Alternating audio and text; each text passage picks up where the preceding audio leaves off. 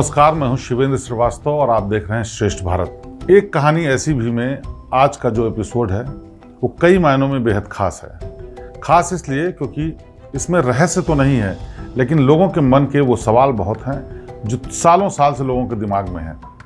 लोगों के मन में ये सवाल है कि आखिरकार कैसे उत्तर प्रदेश सूबे के मुख्यमंत्री योगी आदित्यनाथ बन गए। दूर दूर तक उनका नाम नहीं था, कहीं चर्चा नहीं थी, किसी को अंदाजा नहीं था। यहाँ तक कि शीर्ष नेतृत्व को भी आखिरी वक्त तक नहीं पता था कि योगी आदित्यनाथ उत्तर प्रदेश के मुख्यमंत्री बनने वाले हैं। ऐसे में ऐसा क्या हुआ कि अचानक से न सिर्फ आनंद फानंद में योगी आदित्यनाथ को लखनऊ से दिल्ली बुलाया गया, दिल्ली से फिर वो गोरखपुर गए, गोरखपुर से फिर से दिल्ली बुलाया गया और उसके बाद उनको सत्ता की चाबी सौंप दी गई। तो आज एक कहानी ऐसी भी में योगी आदित्यनाथ के मुख्यमंत्री बनने की असली कहानी।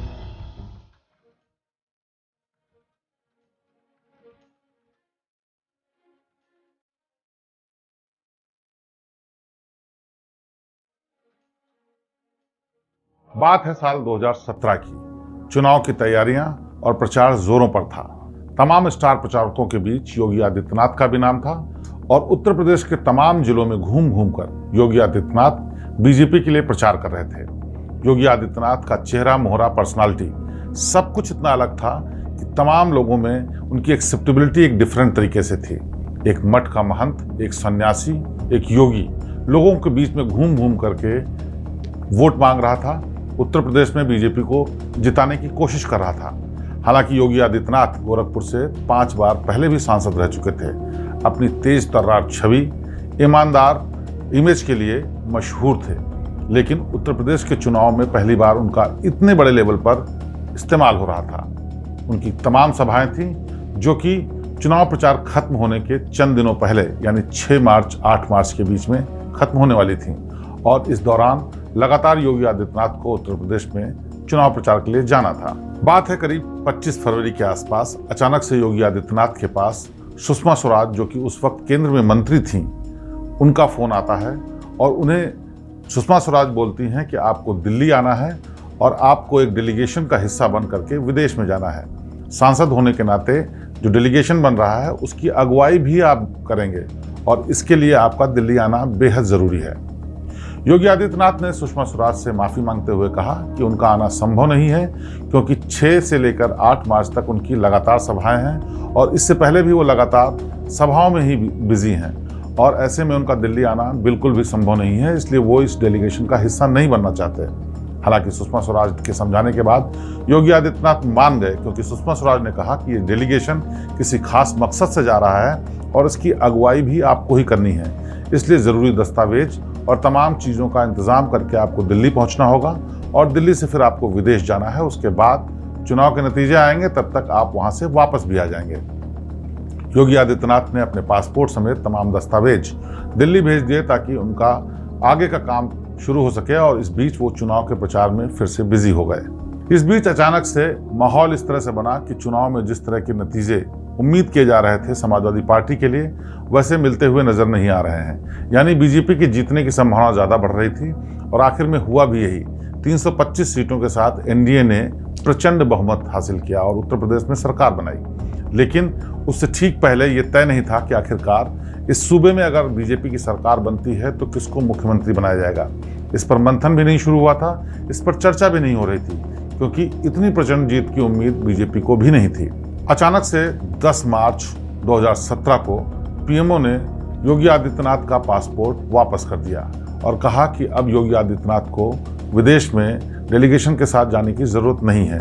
हालांकि इस बात से योगी आदित्यनाथ हैरान ज़रूर हुए, लेकिन उन्होंने जब इस बारे में सुषमा स्वराज से बात की तो उन्होंने भी कुछ जानकारी होने से मना कर दिया और कहा कि उन्हें निर्देश मिला है कि आपको अब विदेश नहीं जाना है। ये शायद पहला संकेत था कि आला कमान इस बारे में सोच रहा था कि क्या योगी आदित्यनाथ को यहाँ रोककर अगर नतीजे बहुत पॉजिटिव रहते हैं और बीजेपी जीतती है तो उनको सत्ता पर बिठाया जा सकता है। पासपोर्ट वापस करने की कार्रवाई उस वक्त हुई जब योगी आदित्यनाथ चुनाव प्रचार खत्म करने के बाद दिल्ली में ही मौजूद थे। लेकिन जब उनका पासपोर्ट वापस किया गया और कुछ नहीं कहा गया तो योगी आदित्यनाथ 11 मार्च को फिर से वापस दिल्ली से गोरखपुर चले गए और इस बात का इंतजार करने लगे कि जब चुनाव के नतीजे आएंगे तो बीजेपी का रुख, बीजेपी का नतीजा क्या होता है और उस हिसाब से आगे की राजनीति की रणनीति तय होगी, जिसको आला कमान तय करने वाला था। दिल्ली में बैठे हुए बड़े नेता तय करने वाले थे। यानी योगी आदित्यनाथ का काम चुनाव में स्टार प्रचारक के तौर पर खत्म हो चुका था और अब इंतजार था नतीजों का। हालांकि योगी आदित्यनाथ 11 मार्च को वापस चले गए थे और उसी दिन चुनाव के नतीजों के लिए मतगणना होनी थी, लेकिन वो गोरखपुर वापस जा करके होली मनाना चाहते थे, क्योंकि हर बार गोरखपुर में ही योगी आदित्यनाथ होली मनाते थे। 13-14 मार्च को 2017 में होली थी और योगी आदित्यनाथ ने इस बार भी होली वहीं मनाई। लेकिन 11 मार्च को जब वापस वो गोरखपुर गए, उसके बाद फिर से एक बार सुषमा स्वराज का फोन उनके पास आया। पूछा कि आप कहाँ हैं? योगी आदित्यनाथ ने बताया कि वो वापस गोरखपुर चले गए हैं। ऐसे में सुषमा स्वराज ने उनसे कहा कि आपको तो दिल्ली रहना था, क्योंकि निर्देश ये मिला है कि काउंटिंग के दौरान योगी आदित्यनाथ का दिल्ली में रहना बेहद ज़रूरी है। इस पर योगी आदित्यनाथ ने उनसे पूछा कि आखिरकार मेरी वहाँ क्या ज़रूरत है। इस पर सुषमा स्वराज ने कोई जवाब तो नहीं दिया, लेकिन इशारा इस बात की ओर था कि फिर से शायद आला कमान इस बार सोच रहा है, एक बार फिर से उनके नाम पर ही मंथन कर रहा है और ऐसे में खास मौक़ों पर योगी आदित्यनाथ का दिल्ली में रहना बेहद ज़रूरी है। हालांकि इसके बाद योगी आदित्यनाथ दिल्ली नहीं गए। 13-14 मार्च को उन्होंने गोरखपुर में ही होली मनाई और उसके बाद 16 मार्च को संसदीय दल की एक बैठक के लिए दिल्ली जब पहुंचते हैं तो उनकी मुलाकात अमित शाह से होती है। अमित शाह ने उनसे पूछा कि आप कहाँ थे, तो उन्होंने बताया कि गोरखपुर जाकर मैं होली मनाने के लिए गया था। हालांकि अमित शाह ने उनसे कहा कि आखिरकार जब आपको यहाँ का रहने के लिए कहा गया था तो आप वहाँ क्यों वापस चले गए। योगी आदित्यनाथ ने बताया कि वो हर बार होली गोरखपुर में ही मनाते हैं, इसलिए वो वापस चले गए थे। दूसरी बात ये भी कि दिल्ली में उनकी कोई ज़रूरत नहीं थी, चुनाव के सारे काम खत्म हो चुके हैं, लिहाजा वो गोरखपुर में ही रहना चाहते थे। अब संसदीय दल की बैठक है, इसलिए वापस वो दिल्ली आए हैं। 16 मार्च को संसदीय दल की बैठक के बाद अमित शाह और योगी आदित्यनाथ के बीच में जो बात हुई, उससे कई चीज़ें और साफ हो गई। हालांकि अमित शाह ने साफ तौर पर तो नहीं कहा, लेकिन इशारा इस बात का ज़रूर किया कि आप जब तक कि आपसे न कहा जाए आप वापस दिल्ली से नहीं जाएंगे। इसको योगी आदित्यनाथ ने बेहद गंभीरता से नहीं लिया, क्योंकि उनको ये अंदाज़ा बिल्कुल नहीं था कि ऐसा इसलिए कहा जा रहा है क्योंकि उनको यूपी की कुर्सी पर बिठाए जाने का प्लान चल रहा है। इस बीच रिजल्ट आने के बाद जब प्रचंड बहुमत बीजेपी को मिला तो खींचतान शुरू हो चुकी थी। केशव प्रसाद मौर्य, जिनकी अगुवाई में पूरा उत्तर प्रदेश का बीजेपी ने चुनाव लड़ा था, वो एक स्वाभाविक से कैंडिडेट के रूप में देखे जा रहे थे और उनकी सबसे ज़्यादा दावेदारी मानी जा रही थी। जब उनको इशारों में बताया गया कि उनको मुख्यमंत्री नहीं बनाया जाएगा तो वो काफ़ी नाराज़ भी हुए। इस मनमुटाव की खबरें तमाम मीडिया में भी आईं और चर्चा ऊपर तक भी पहुंची। इस बारे में प्रधानमंत्री नरेंद्र मोदी और अमित शाह दोनों ने ही केशव प्रसाद मौर्य से बात की और आगे की रणनीति के हिसाब से उनको शांत रहने के लिए कहा। लेकिन उनको भी इस बात का अंदाज़ा नहीं था कि आखिरकार अगर उन्हें मुख्यमंत्री नहीं बनाया जा रहा है तो किसको मुख्यमंत्री बनाया जा रहा है। ये वो वक्त था जब पहली बार उत्तर प्रदेश में 2 डिप्टी सीएम भी बनाए गए। ये प्रयोग इसलिए भी किया गया क्योंकि एक तरफ केशव प्रसाद मौर्य काफ़ी नाराज थे क्योंकि उनको मुख्यमंत्री नहीं बनाया जा रहा था, और दूसरी तरफ दिनेश शर्मा जो कि बहुत वरिष्ठ नेता थे बीजेपी के और संगठन के संघ के बेहद करीबी माना जाते थे। उस वक्त डॉक्टर दिनेश शर्मा राष्ट्रीय उपाध्यक्ष थे और तमाम जिम्मेदारियां और भी संभाल रहे थे। चुनाव के दौरान उन्होंने भी कई जगह पर सभाएं की। इसी वजह से उनको भी इस बार मौका दिए जाने की बात हो रही थी, लेकिन उनको खुद भी अंदाजा नहीं था कि उनको डिप्टी सीएम जैसा पद मिलेगा। इस बीच उत्तर प्रदेश में तमाम नेताओं के बीच में खींचतान चल रही थी, जिसमें सबसे ज्यादा केशव प्रसाद मौर्य नाराज थे। उस मनमुटाव के बाद उनको समझाने के बाद उनको बताया गया कि उनको डिप्टी सीएम का पद मिल रहा है और पहली बार ऐसा हो रहा है। लिहाजा केशव प्रसाद मौर्य शांत तो हो गए, लेकिन वो शांति वक्ती तौर पर थी, क्योंकि कई बार इस बारे में खबरें आती रहीं कि केशव प्रसाद मौर्य और योगी आदित्यनाथ के बीच सब कुछ ठीक नहीं है। क्योंकि माना यह जाता है कि केशव प्रसाद मौर्य ये शुरुआत से यकीन करते हैं कि उनकी अगुवाई में जब चुनाव लड़ा गया, सारे मोर्चे पर वो खुद मौजूद थे, तो आखिरकार उनको मौका क्यों नहीं मिला। हालांकि बीजेपी में तमाम दलीलों के बावजूद भी आखिर में होता वही है जो आला कमान चाहता है, और इसकी मुखालफत भी बिरले ही देखने को मिलती है। लिहाजा केशव प्रसाद मौर्य भी शांत हो गए, लेकिन इससे उनका कद कम नहीं हुआ। पार्टी ने उनको डिप्टी सीएम बनाकर और मजबूत जगह पर बिठा दिया था। इस बीच 16 मार्च की संसदीय दल की बैठक के बाद अमित शाह की बातचीत से इशारा इस बात का मिल चुका था कि शायद योगी आदित्यनाथ ही आने वाले दिनों में उत्तर प्रदेश के मुख्यमंत्री बनेंगे। लेकिन कुछ बातें ऐसी हो गई थी जिसकी वजह से उनको इस बात की पूरी गारंटी नहीं थी। लिहाजा वो नाराजगी में दिल्ली से गोरखपुर के लिए वापस चले गए। अगले दिन में जब अमित शाह ने योगी आदित्यनाथ को फ़ोन किया तो उनको पता चला कि वो गोरखपुर वापस चले गए हैं। अमित शाह ने पूछा कि आखिरकार फिर से आप वापस क्यों चले गए। उन्होंने बोला, जब कोई मेरा काम नहीं था, संसदीय दल की बैठक हो चुकी थी, मेरा वहाँ रहना ठीक नहीं था और मुझे गोरखपुर में बहुत सारे काम हैं, इसलिए मैं वापस आ गया। ऐसे में अमित शाह ने उनको निर्देश दिया कि आप फौरन ही दिल्ली वापस आएँ, क्योंकि दिल्ली वापस आकर के आपसे बहुत ज़रूरी बात करनी है। उन्होंने बोला कि आज कोई फ्लाइट गोरखपुर से दिल्ली के लिए नहीं है, लिहाजा उनका आना संभव नहीं है।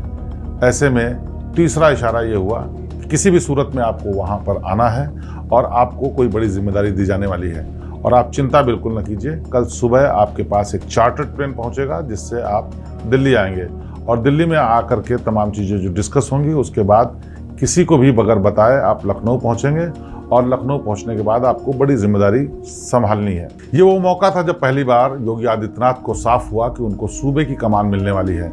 लिहाजा योगी आदित्यनाथ अगले दिन चार्टर्ड प्लेन से दिल्ली पहुंचते हैं, वहां पर तमाम चर्चाएं होती हैं, और चर्चा होने के बाद उसी चार्टर्ड प्लेन से वापस लखनऊ पहुंचकर वो ये पता चलता है कि अब योगी आदित्यनाथ मुख्यमंत्री बनने वाले हैं। लेकिन इस बीच तमाम और भी खबरें सामने आ रही थी। मनोज सिन्हा मंदिर में पूजा करके आशीर्वाद ले रहे थे, तो माना जा रहा था कि वो सूबे के मुखिया बनने वाले हैं। इसी बीच एक और नेता जो कि रामलाल, बीजेपी के वरिष्ठ नेता हैं, उनका भी नाम चर्चा में आया है कि शायद उनको मुख्यमंत्री बनाया जा सकता है, लेकिन सिर्फ कयासबाजी थी। दूसरी तरफ केशव प्रसाद मौर्य भी चूंकि नाराज थे, तो माना ये जा रहा था कि उनको भी मुख्यमंत्री शायद बनाया जा सकता है। इन सारी चर्चाओं और बातों के बीच में किसी को इस बात का भनक नहीं थी कि योगी आदित्यनाथ होने वाले मुख्यमंत्री हैं। योगी की जिंदगी में 17 मार्च, 18 मार्च और 19 मार्च बेहद अहम है, क्योंकि 17 मार्च को अमित शाह का फोन उनके पास आया, 18 मार्च को वो दिल्ली वापस गए, और 19 मार्च को फिर से वापस आकर के उन्होंने मुख्यमंत्री पद की शपथ ली।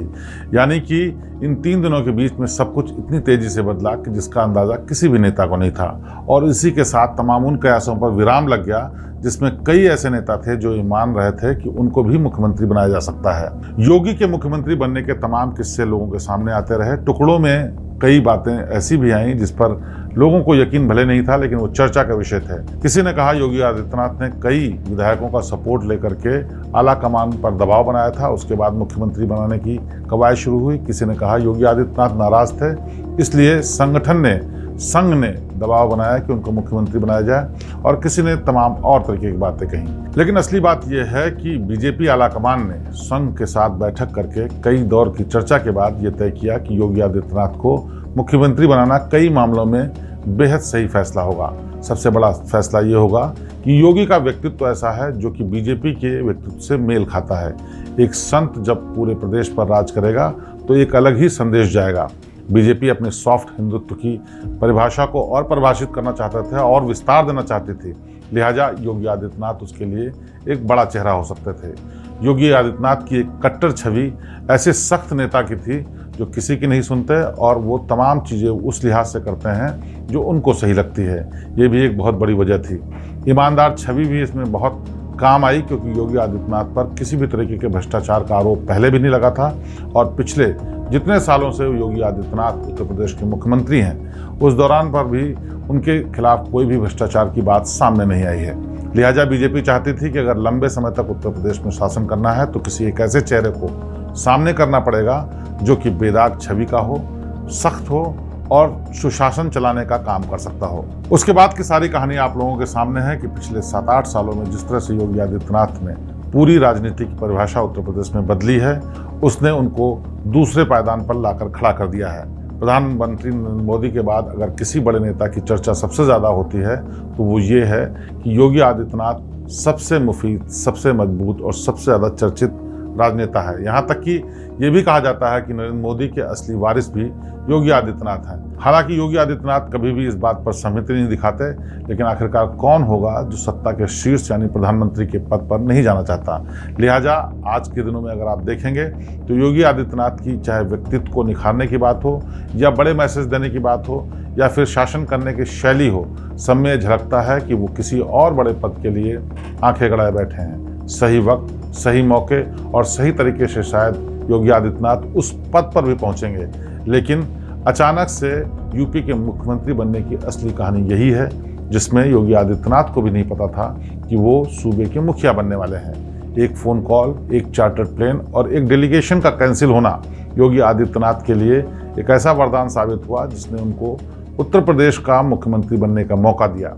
इस मौके के बाद एक भी मौका योगी आदित्यनाथ ने नहीं गंवाया और आपके सामने साफ है कि पिछले कुछ सालों में जिस तरह से योगी आदित्यनाथ ने उत्तर प्रदेश में राजनीति का रंग चेंज किया है, राजनीति का ढंग चेंज किया है, वो लोगों के लिए उदाहरण है। तो योगी आदित्यनाथ के उत्तर प्रदेश के मुख्यमंत्री बनने की असली कहानी पर ये थी आज की खास पेशकश।